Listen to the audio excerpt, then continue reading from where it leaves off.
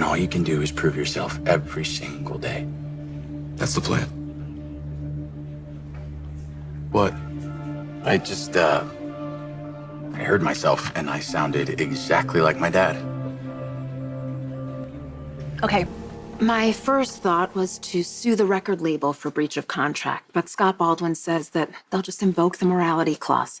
And there's nothing immoral about Blaze and Christina being gay or being in a relationship. No, I know, but they'll change the language of the contract. It won't end well for us. And the only reason why they haven't forced the issue yet is because we haven't forced it. Yeah, and they don't want the bad publicity. However, if provoked, they will say that Blaze is in breach because she is having a negative impact on their reputation, and it would just make things way harder for Blaze than they already are.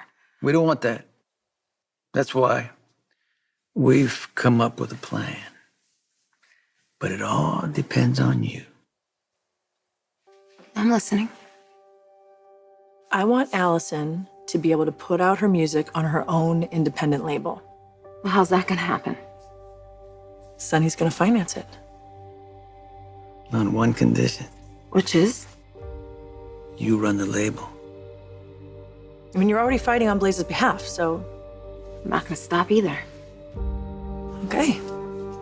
So then we're going into business? Yes? Yeah, no. Wanted to play pro ball. I was on one of those traveling baseball teams. I was pretty fast, good with a bat. You want that guy on your team? Those guys didn't. Nah, they shut me out hard. They played together before, and I think they thought that I was taking the position away from one of their friends. I'm surprised they didn't sabotage you. I thought they were. I told my dad, and he was sympathetic, but he wouldn't let me quit. He wouldn't let me feel sorry for myself either. I loved to play, and he said that those guys couldn't take something away from me that I wanted so badly. Did he have a plan to stop it? Practice hard, out-hustle everybody, and be so good that they had to accept me. And once they did that, they'd get to know me and eventually like me. He put his hand on the back of my uniform, right on the number, and I can still hear him. He'd say, "You can do this. I know you can." Sounds like a really great dad. He was. He did an amazing job at your wedding. He had me choked up, and I wasn't the only one. He wouldn't be sorry to hear that.